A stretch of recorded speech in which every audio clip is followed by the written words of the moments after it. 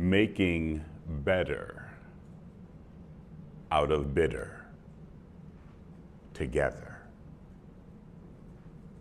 Making better out of bitter together.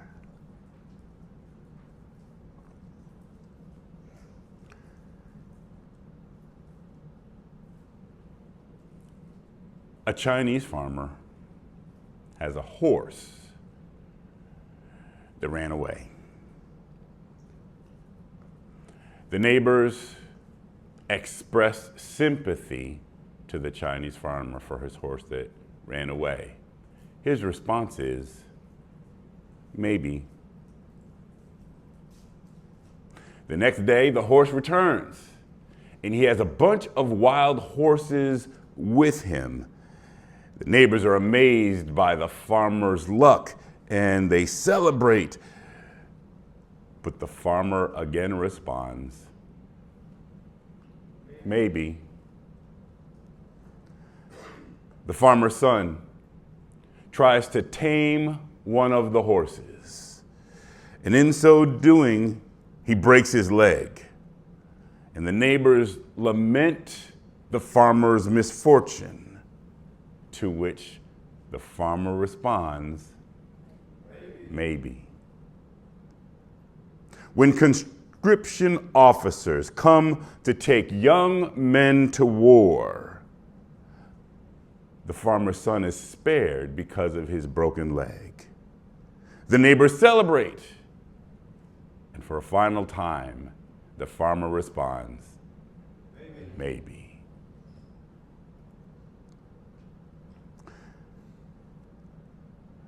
From the 2nd century before Christ, this Chinese text from Hawan Izani is actually an introduction I've used before, but I'm using it a little differently today.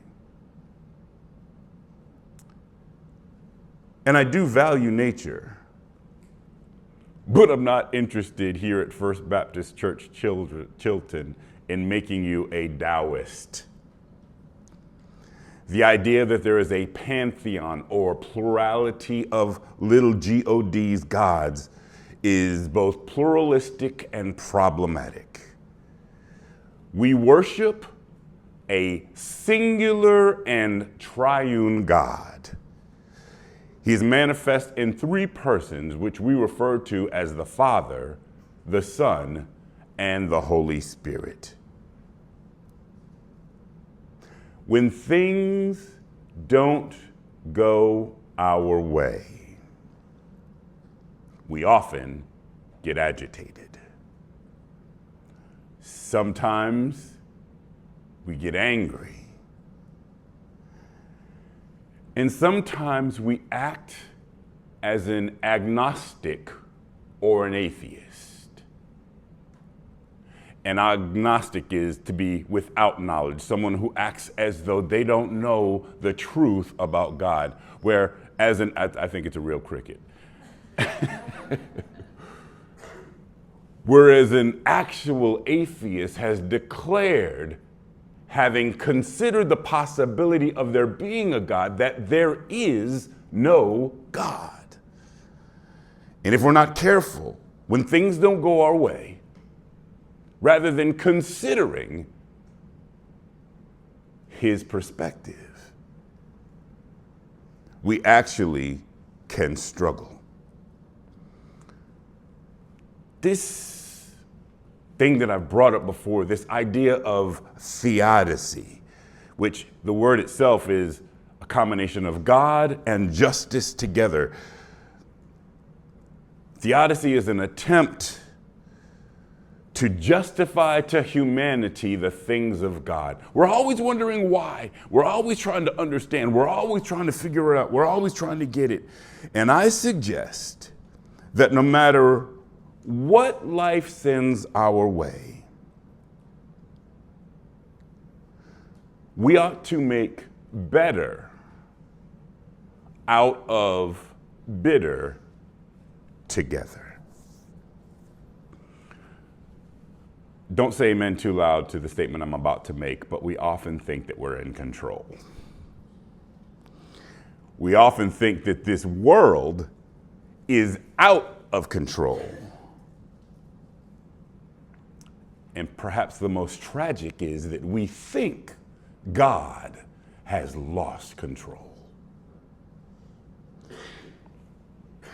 How can we make sense of tragedy?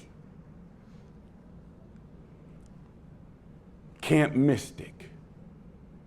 27 girls went to a Christian camp. And on the 4th of July, lost their lives.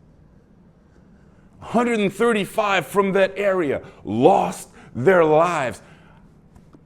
How do we make sense out of tragedy? How do we figure out when we think things should go right and yet they seem to go wrong? When we're in the middle of the sanctuary wanting to worship him and a cricket decides that he is important and significant. I couldn't orchestrate that if I tried. And we laugh about the cricket. But in our lives, when tragedy strikes, we struggle with us feeling like we're not in control, in us struggling with feeling like the world is out of control, and the tragic belief that even believers will morph to the thought that God is out of control. I'd like to take a moment, if you would allow me, to consider one of my favorite books of the Bible. It's just 4 chapters, the book of Ruth. And while I may pull from the entire book, I want to highlight from the first chapter, verse 20, as we consider making better out of bitter together. In the NIV, Ruth chapter 1 verse 20 declares, "Don't call me Naomi," she told them. "Call me Mara, because the Almighty has made my life very bitter." Sermon in a sentence is that God can handle any hardship, and so can we, if we trust him as sovereign.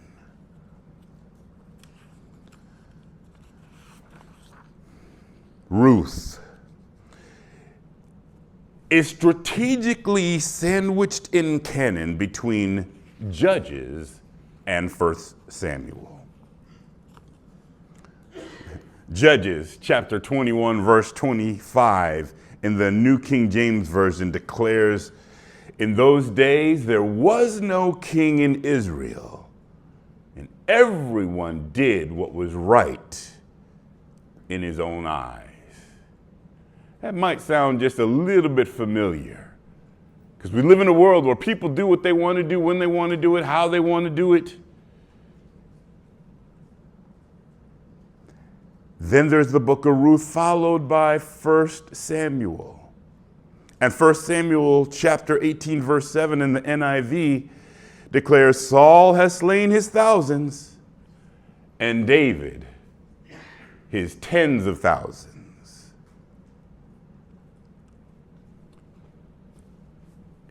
It kind of sounds to me like David went viral. I mean, it sounds like if it was talking about likes, David got a whole lot of likes. Saul had 1,000 likes. David had 10,000 likes. It sounds like a social media post to me. And it sounds like Saul got canceled. You know, cancel culture. It sounds like that's what happened.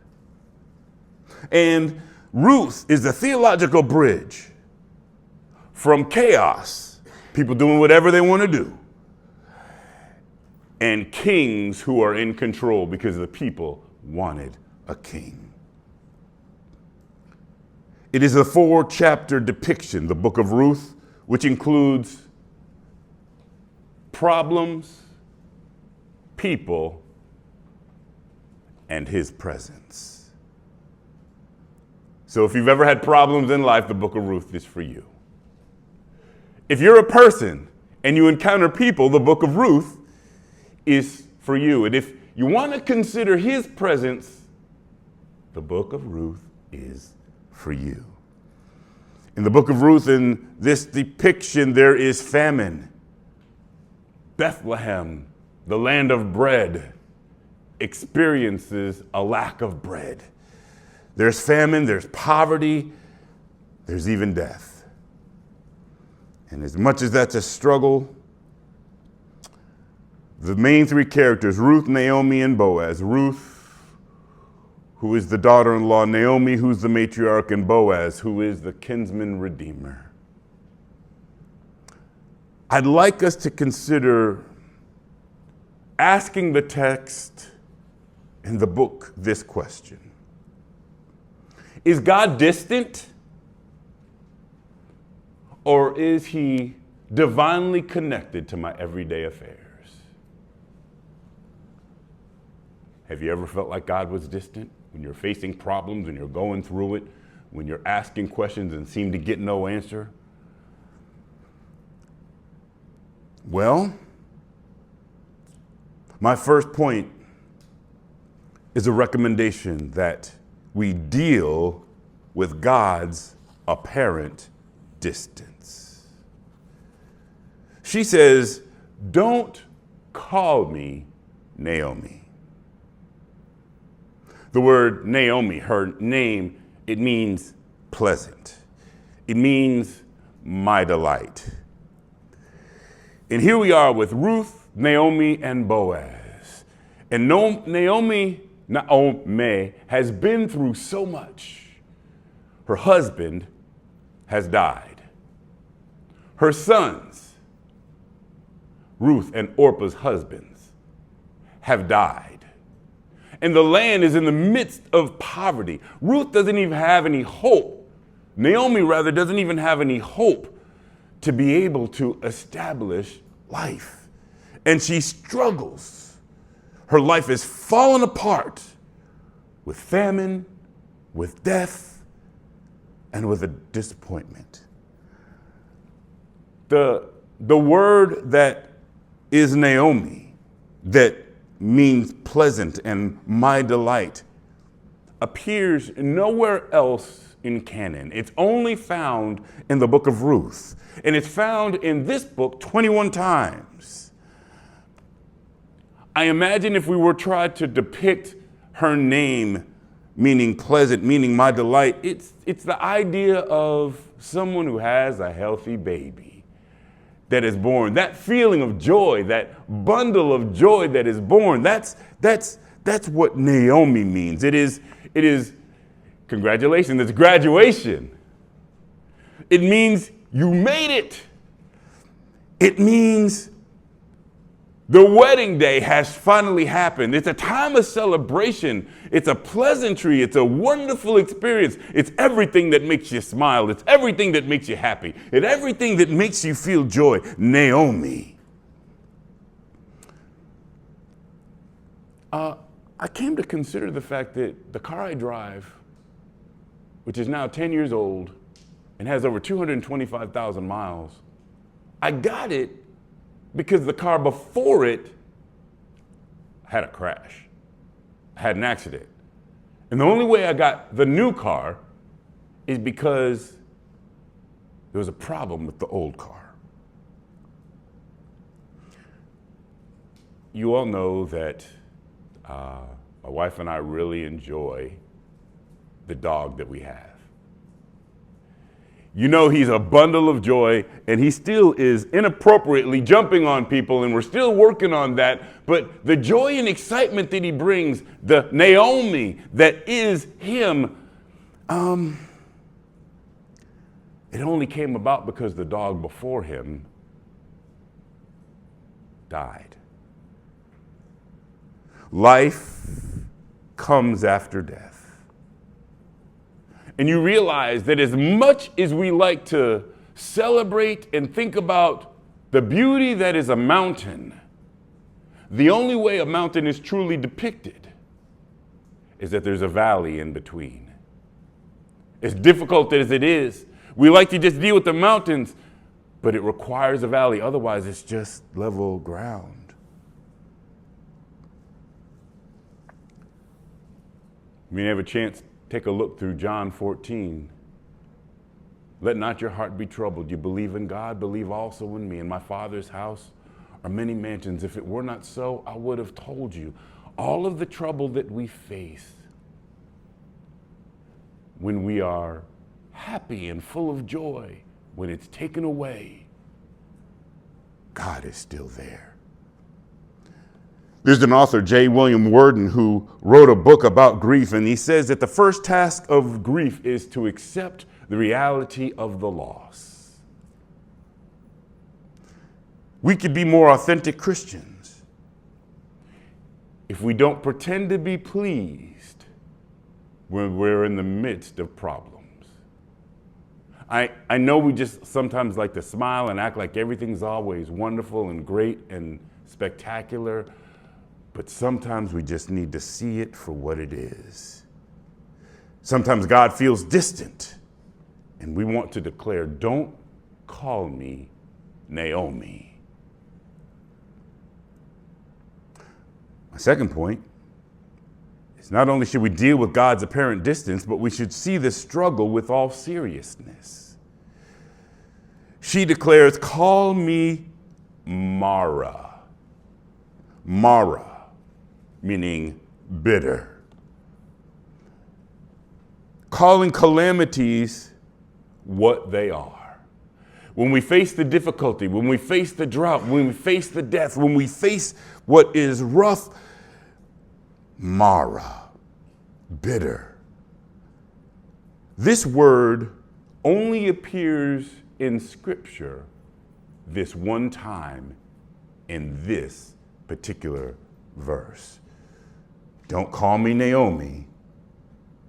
She told them, call me Mara. Only time that it appears. And I imagine if we were to think about the joy of Naomi, the bitterness of Mara would be a stillborn. The bitterness of Mara is cancer or Parkinson's or dementia. The bitterness of Mara is the long goodbye. It is the struggle when everybody else seems to be doing well, fine, and wonderful. It is facing what is difficult.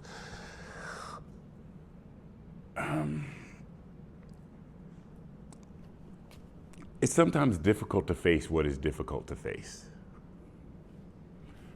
While he was still a puppy, and we're still trying to navigate coming and going, I found a hotel room that did not accept dogs or pets. So don't tell anybody, but I booked the room anyway. And I'd seen the breeder squirt water on her dogs to get them to calm down, to be quiet. So I thought it would be a brilliant idea in the room to keep us from being discovered if in the cage, when he started to make noise, if I squirted Deacon to get him to be quiet. That didn't work out very well. So he'd start whimpering and I'd squirt him. And he'd get louder, so I'd squirt him more. And then he'd start like eating the water. And then I came to discover he figured out that if he barked enough, I'd squirt him and he'd have more water because he wanted water. So this is going diametrically opposed to everything that I was trying to accomplish. I'm trying to get the dog to be quiet so we don't get kicked out of this hotel room, and he just keeps getting louder. He keeps making more noise. We can't sleep because he's up making all this noise. I'm worried we're going to get kicked out. It was Mara. It was bitter. It was a problem, and I couldn't fix it. It just kept getting worse and worse no matter how I tried.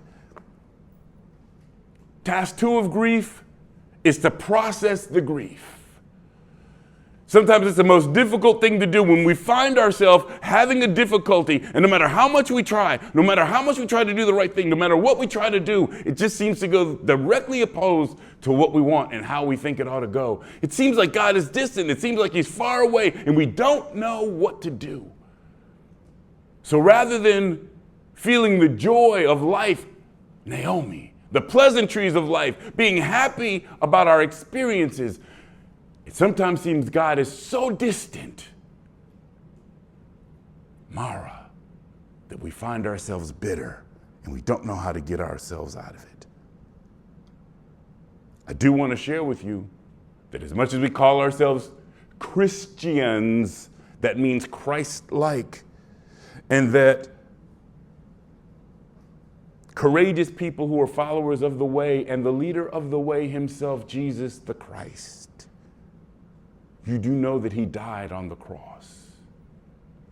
I can think of nothing more bitter than the one that was believed in to seemingly have let everyone down and having died on the cross. Soon after his death, those who were followers of the way, many of themselves found themselves martyred. And so if we're to call ourselves Christians, not only do we need to deal with God's apparent distance, don't call me Naomi. We need to see the struggle with seriousness. Call me Mara, as we follow the one who was born, lived, and died on an old rugged cross. If I were to sit down right now, that would be ridiculously depressing, sad, and low. But thankfully, I have a third consideration.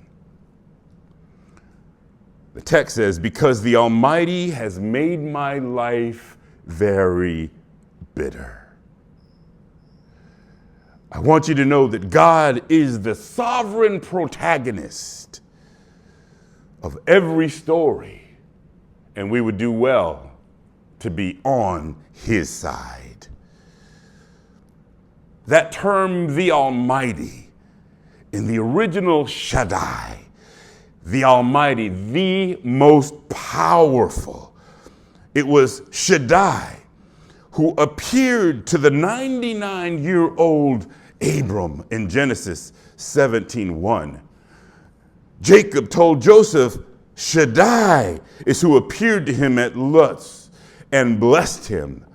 In Job 5:17, blessed is the one whom God corrects, so do not despise the discipline of Shaddai. I hope you've read through the Bible enough to recognize the life of Job, who dealt with difficulties he didn't ask for and did not understand. But Shaddai is present when we're going through our difficulties. Shaddai, the Almighty, is present when things appear to be going well. All right, that seems just a little too deep for us. In 1979, there was a sitcom called The Facts of Life, and the theme went something like this. You take the good, you take the bad. You take them both, and there you have the facts of life, the facts of life. And that's just how this walk that we have is. Sometimes things feel good. Sometimes things feel bad. Sometimes they feel like they're going exactly like we want them to. And sometimes it feels like we have no help. We have no hope. We don't know which way to turn. And it seems as though the Almighty has turned his back on us. But if we were to change the facts of life and consider that Shaddai, the Almighty One, is with us, whether we're up or whether we're down. When it feels like he's distant, he's still present. When it seems as though we don't know which way to turn, when life gets too hard, and and it just seems like you don't know what to do, and you've come to the end of your rope, I encourage you, tie a knot and hang on.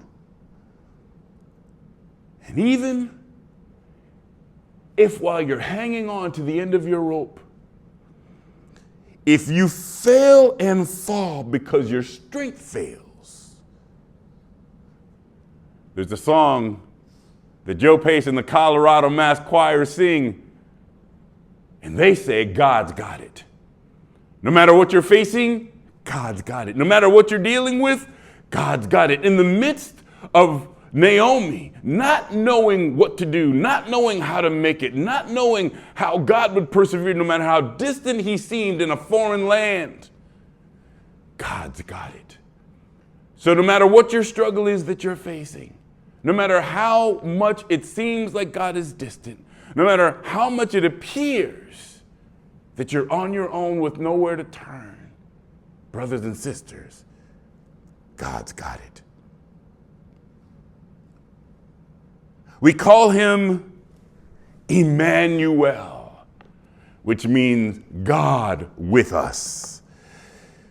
Because no matter how far sin had done separating us from a holy God, God in the person of Jesus Christ came down and bridged the gap, became Emmanuel, God with us, so that he was close in his care for us. And he was able to do what we could not for ourselves. He hung, he bled, and he died. And he left his spirit to be a present with us. Thankfully, he rose again on the third day. So not only did he come to be present with us, but he left his spirit with us. And not only did he rise again, but he's coming back again. We don't have to believe everything just because the world does. And we don't have to be unsure of anything because he's worth depending on. Everything does come out better if we're honest about what makes us bitter. And we trust God the Almighty. Together, we're better.